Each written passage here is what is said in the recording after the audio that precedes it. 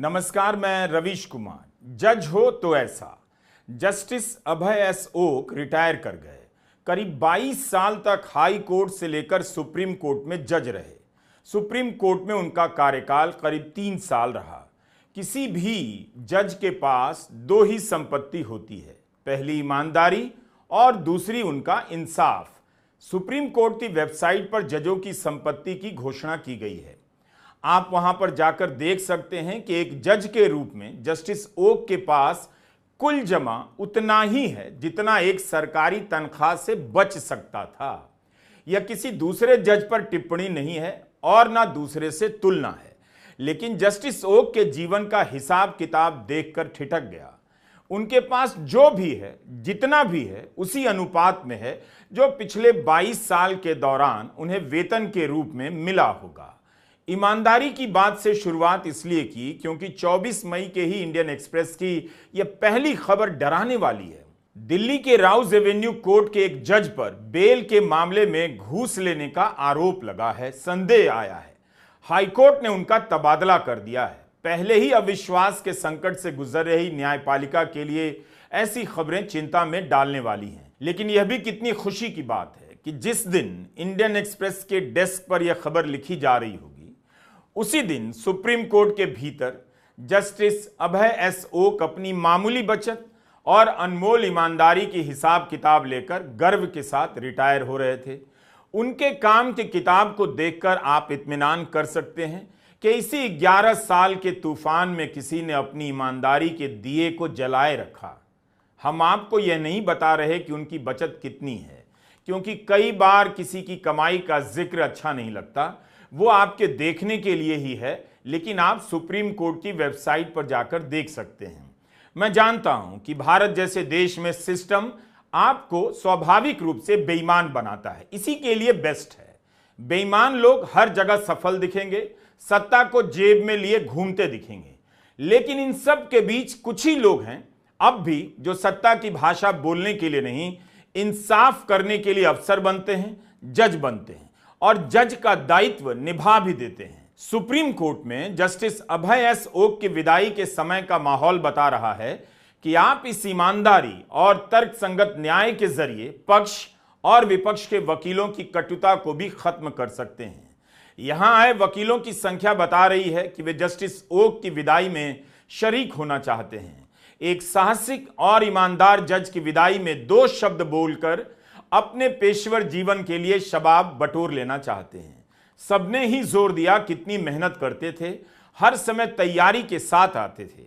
Solicitor general Tushar Mehta ने कहा, कई बार तो हम वकीलों से ज्यादा आपकी तैयारी होती थी। अपनी मां के निधन के अगले दिन कोर्ट आ गए और उन्होंने फैसले दिए, काम किया। उनके विदाई समारोह में हंसी मजाक भी खूब हुआ। यहां तक कि मशहूर वकील अभिषेक मनु सिंघवी ने जब उनकी तारीफ की तो भारत सरकार के वकील तुषार मेहता ने व्यंग्य कर दिया कि आज उन्होंने फीस भी नहीं ली है।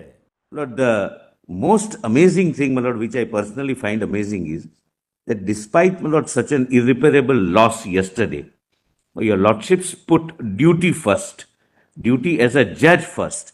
Otherwise, my Lord, your Lordships had an option of delivering judgments virtually also. But, my Lord, this is what, my Lord, which all of us will have to learn to put duty first. Lord, at least I'm not surprised by the work ethic you have displayed because we've seen it all these years. In fact, as the solicitor said, we have the problem that you were over ready in many cases. A few months ago, actually, a whole group of lawyers, including from Maharashtra, were walking in the corridor and they stopped to talk about different courts. And I was sitting there. And they went court to court. And when your court came, I said, you know this man's name? So they recited the full name. So I said his revered parents could not have found a better first name.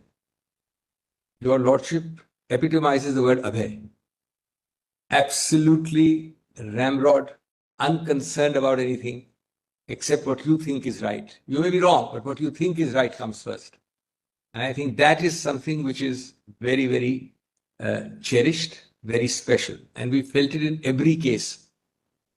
Subject matter neutral and That's a trait you carried through all these years and preserved it is itself quite remarkable. It's not easy with the pressures you face there.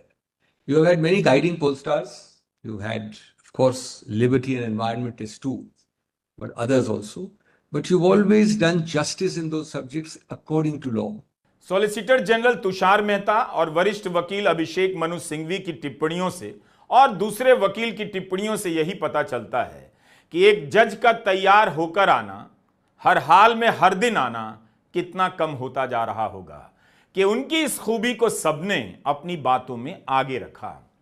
जब भी कोई जज बनता है तब वो मात्र एक सूचना होती है, जब एक जज रिटायर होता है तब वो घोषणा और घटना होती है।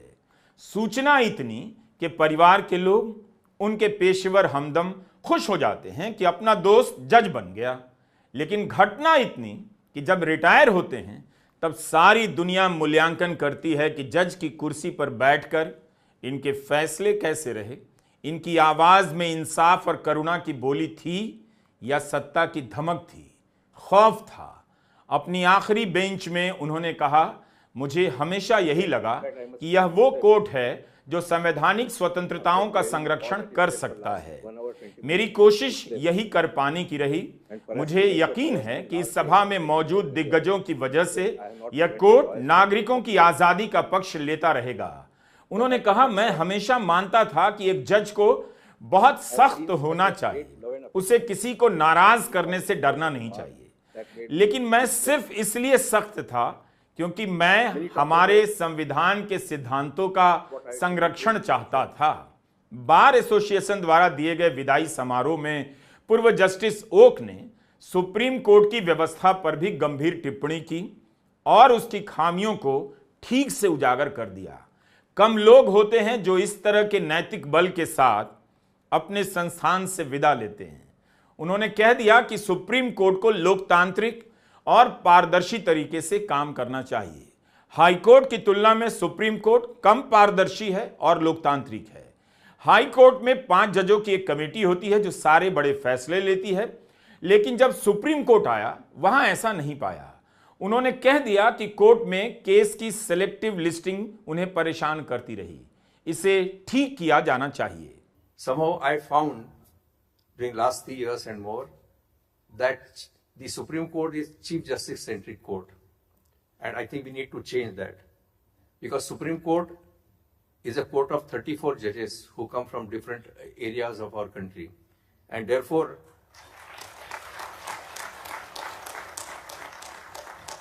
the image of Supreme Court as a Chief Justice centric court needs a change, and I'm not giving you a promise, but I'm sure that you will see that change from the new Chief Justice.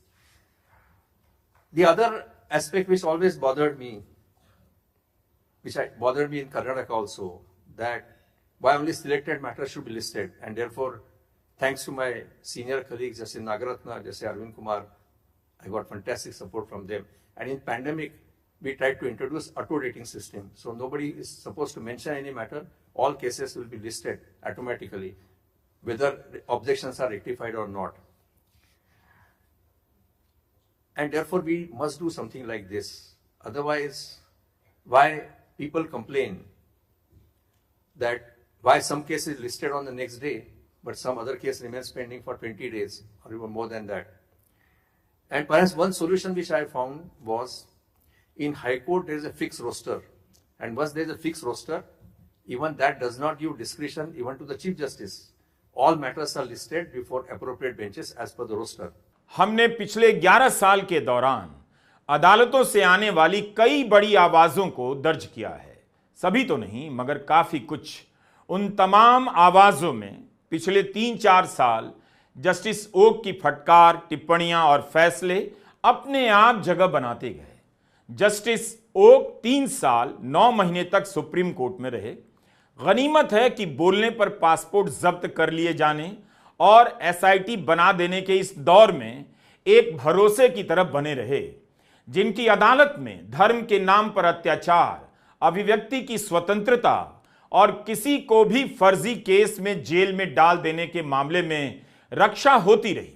Justice Abhay S okay को एक पंक्ति में कहा जाए तो इस तरह से जैसे न्यायपालिका की स्वतंत्रता अहम होती है, उसी तरह जस्टिस ओक स्वतंत्रता के न्यायाधीश थे। केरला के आरएसएस वर्कर की हत्या का मामला था। जस्टिस ओक की बेंच सुन रही थी। उन्होंने कहा कि किसी को विचारधारा के कारण जेल में नहीं डाल सकते। यह एक ट्रेंड सा बनता जा रहा है कि विचारधारा के कारण किसी को जेल में डाल दिया जा रहा है। जस्टिस ओक और जस्टिस भुयांग की बेंच ने पीएफआई के अब्दुल सत्तार को जमानत दे दी। यह केवल एक फैसला भर नहीं था, बल्कि इस दौर की राजनीति की स्थापित मूर्खताओं और अहंकारों का प्रतिकार भी है। बहुत कम लोग इस तरह की बात कह पाते हैं। जस्टिस ओक की मेज से आती आवाज में संविधान की आत्मा मुस्कुराती रही। जरूरी है कि आज के समय में ही बताया जाए कि एक अच्छा, ईमानदार और साहसिक जज क्या होता है, कौन होता है। सत्ता की बेलें हर शाख पर लिपट जाती हैं। बेलों में तनकर खड़े होने की अपनी कोई हिम्मत नहीं होती, उनमें रीढ़ नहीं होती। उनका काम ही होता है सत्ता की शाखों से लिपटकर ऊपर तक चले जाना। ऐसी बेलें पेड़ों को डस लेती हैं, लेकिन इन्हीं बेलों के बीच से कोई फूल निकल आता है। क्या आपने पेड़ों को देखा है जिनसे बेलें लिपट जाती हैं? मैंने देखा है, आपको अपने वीडियो में दिखाया भी है। पूर्व चीफ जस्टिस संजीव खन्ना ने अपने रिटायरमेंट के समय एक लाइन खींच दी कि वे कोई सरकारी पद नहीं लेंगे। ऐसे जज कम होते हैं जो इस तरह का ऐलान कर कोर्ट से निकलते हैं। चीफ जस्टिस बीआर गवई ने भी कह दिया है कि वे और जस्टिस ओक रिटायरमेंट के बाद कोई सरकारी पद नहीं लेंगे।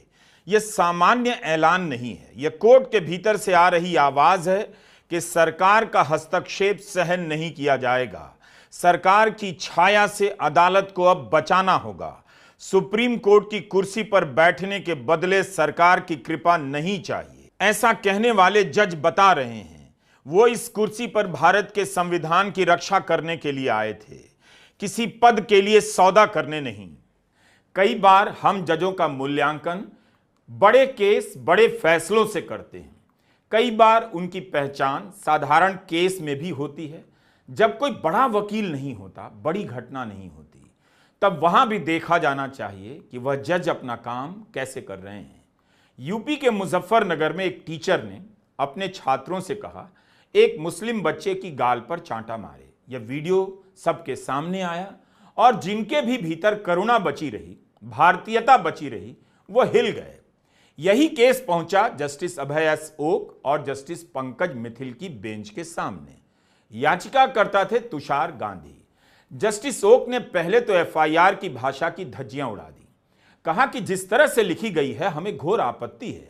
एफआईआर से यह बात हटा दी गई थी कि टीचर ने धर्म के खिलाफ आपत्तिजनक टिप्पणी की थी। यहां तक कि वीडियो का ट्रांसक्रिप्ट भी नहीं लिखा गया। एफआईआर भी काफी देर से दर्ज हुई। इस एफआईआर में धारा 153A होनी चाहिए थी, जिसका संबंध धर्म, जाति, जन्म स्थान, निवास, भाषा आदि के आधार पर विभिन्न समूहों के बीच शत्रुता को बढ़ावा देने और सद्भाव बिगाड़ने के मामले से है। इसमें 3 साल की जेल का प्रावधान है।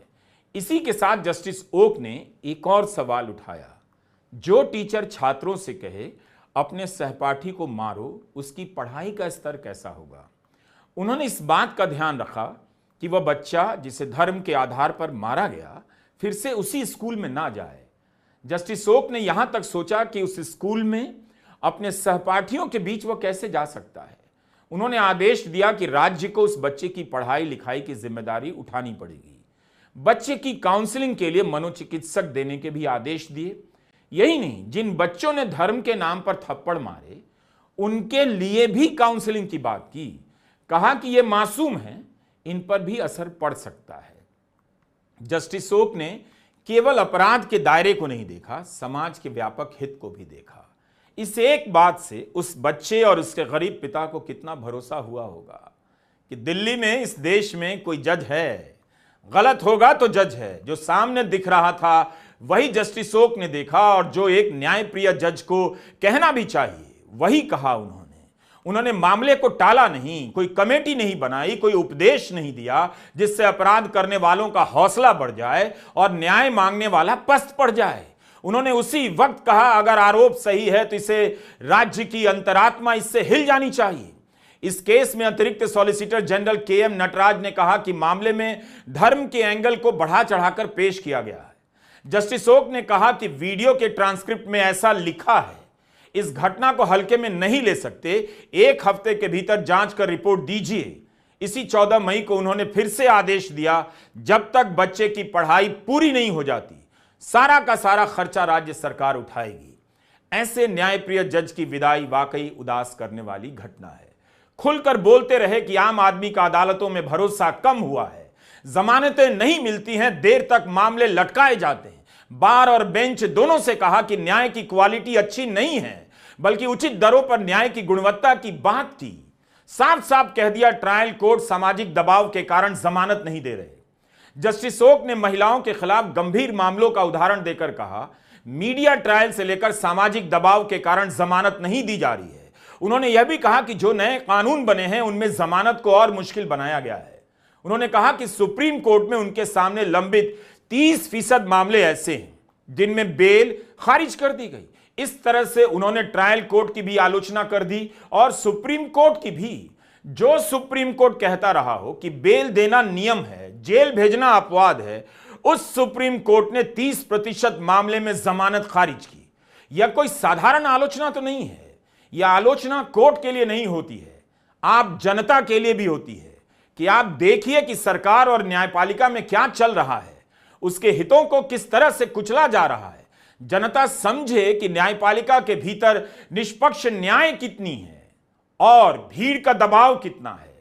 कांग्रेस सांसद इमरान प्रताप गढ़ी का मामला जस्टिस अभय एस ओक की बेंच के सामने पहुंचा। उनके फैसले से पता चल जाता है कि ऐसे मामले सुप्रीम कोर्ट तक आए ही क्यों। यह दिख जाता है कि न्याय का ढांचा कितना चरमरा गया है, उसकी सीढ़ियां कितनी दरक गई।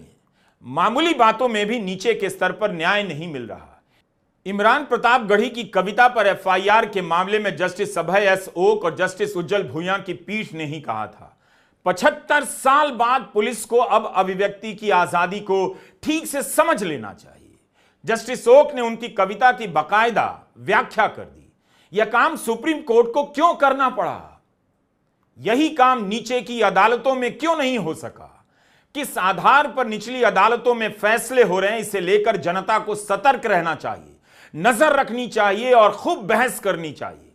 वरिष्ठ वकील कपिल सिब्बल ने ठीक कहा कि यह बात अदालत को भी समझनी होगी। इस केस में गुजरात सरकार की तरफ से सॉलिसिटर जनरल तुषार मेहता ने तर्क दिया, सोशल मीडिया एक खतरनाक उपकरण है और लोगों को जिम्मेदारी से काम करना चाहिए। तब सुप्रीम कोर्ट के जस्टिस ओक ने कहा था, यह समस्या है, अब किसी के मन में रचनात्मकता के लिए कोई सम्मान नहीं है। अगर आप इसे सीधे तौर पर पढ़ें तो इसमें कहा गया है, अगर आप अन्याय सहते हैं तो भी उसे प्यार से सहें। अगर न्याय की लड़ाई का सामना अन्याय से होता है तब भी हम उसका सामना प्यार से करेंगे। आपने भी सुनी कविता की इस पंक्ति को। क्या इसमें ऐसी कोई बात थी कि एफआईआर हो? हाईकोर्ट से लेकर सुप्रीम कोर्ट का वक्त बर्बाद कर दिया गया। जज के फैसलों की समीक्षा में यह भी शामिल होना चाहिए, निरंतरता कितनी है। एक फैसले, एक केस से चर्चा में छाने की प्रवृत्ति तो नहीं। संविधान की भावना, आत्मा, अंतरात्मा की निरंतरता है या नहीं, देखिए। जस्टिस अभय एस ओक ने इमरान प्रताप गढ़ी के केस में जो कहा, वही बात कुछ दिनों के बाद उन्होंने विकिपीडिया बनाम एएनआई के केस में कही। समाचार एजेंसी एएनआई चाहती थी उस पर जो पेज बना है विकिपीडिया हटा दे।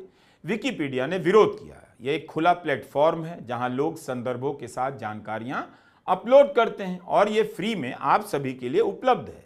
दिल्ली हाई कोर्ट से होता हुआ यह मामला सुप्रीम कोर्ट पहुंचा। एएनआई के बारे में जानने के लिए आप कैरवां का एक विशेष अंक जरूर पढ़िए। गूगल सर्च करेंगे तो काफी कुछ मिल जाएगा। तो इस केस को जस्टिस अभय एस ओक और जस्टिस उज्जवल भूया की पीठ के सामने लाया गया। बेंच ने दिल्ली हाई कोर्ट का फैसला पलट दिया, कहा कि यह काम अदालत का नहीं है बताना कि कौन सा पेज हटाया जाए, कौन सा नहीं। जस्टिस ओक ने कह दिया कि अदालत खुली संस्था है, कोर्ट में क्या चल रहा होता है उसे रिपोर्ट करने से किसी को नहीं रोका जा सकता। जस्टिस भुयान ने कहा कि कोर्ट का काम नहीं मीडिया को बताना कि क्या डिलीट करना है। मीडिया और न्यायपालिका लोकतंत्र के मजबूत स्तंभ हैं। दोनों को एक दूसरे का पूरक होना चाहिए। अदालतें कानूनी प्रक्रिया की रिपोर्टिंग पर रोक लगा सकती हैं, बशर्ते इसका प्रमाण तो हो कि इसे लेकर पूर्वाग्रह पैदा करने की कोशिश हो रही है, कोर्ट की कार्यवाही पर असर डालने की कोशिश हो रही है। कम से कम कुछ तो आधार होना चाहिए कि कब रोक लगाना है। इन फैसलों से यही पता चलता है कि जस्टिस ओक नागरिक अधिकारों के रक्षक थे। इमरान प्रतापगढ़ी के केस में एफआईआर रद्द करते हुए उनकी बेंच ने कहा था, नागरिक होने के नाते पुलिस अफसरों का दायित्व है कि अधिकारों की रक्षा करें। कमजोर दिमाग वाले या जिन्हें लगता है कि हर आलोचना उन पर हमला ही है, उनके हिसाब से भारतीय न्याय संहिता की धारा 196 नहीं लगाई जा सकती। ऐसे मामलों का मूल्यांकन साहस के साथ करना चाहिए। हमने कई बार कहा है कि जब कुछ कहने के आधार पर भारतीय न्याय संहिता की धारा 173(3) लगाई जाती है तो मौलिक अधिकारों की भी रक्षा जरूरी है। प्रोफेसर अली खान महमूदाबाद के केस में जस्टिस ए सूर्यकांत की टिप्पणियां याद आ गई। खैर छोड़िए, आज की तारीख में पुलिस झुक तो गई है, वह भयंकर राजनीतिक दबाव में लगती है। पुलिस और एफआईआर के सहारे लोगों को डराया जा रहा है। जो भी सवाल पूछ रहा है, याद दिला दे रहा है मोदी सरकार को, उसे मुकदमों में फंसाया जा रहा है। जस्टिस ओक ने पुलिस को भी सुना दिया कि आपका काम नागरिक अधिकारों की रक्षा करना है, आपको साहस के साथ इसका मूल्यांकन करना चाहिए। ईडी को कितनी बार उनकी कोर्ट में फटकार मिली है, अनगिनत बार। हमने कई बार उनकी कोर्ट की टिप्पणियों को कवर किया। 5 मई 2025 को सुप्रीम कोर्ट के जस्टिस ओक ने छत्तीसगढ़ के कथित आबकारी घोटाले के मामले में सुनवाई कर रहे थे और सुनवाई करते हुए उन्होंने कह दिया, हमने बहुत बार ईडी की शिकायतों में यह देखा है, एक पैटर्न है बिना कोई संदर्भ दिए हुए आरोप लगा देने का। इसी तरह से जुलाई 2024 में छत्तीसगढ़ के कथित राशन घोटाला को लेकर जस्टिस एएस ओक और जस्टिस ऑगस्टिन जॉर्ज मसीह की बेंच ने ईडी की खूब आलोचना की। कहा, ईडी 4 साल से जांच कर रही है और ट्रायल तक शुरू नहीं हुआ। जस्टिस ओक के फैसलों और टिप्पणियों से पता चल रहा था कि मोदी सरकार किस तरह काम कर रही है, किस तरह उसकी एजेंसियां लोगों को फंसा रही है, जेलों में डालकर सड़ा रही है। ऐसे अंधेरे वक्त में माचिस की तीली से कमरे में रोशनी पैदा कर देने वाला जज रिटायर हो जाए, किसे अच्छा लगेगा। जस्टिस ओक खुले दिमाग वाले जज थे, अपराध और उसकी मंशा को ठीक से पहचान लेते थे और उसकी राजनीति को भी।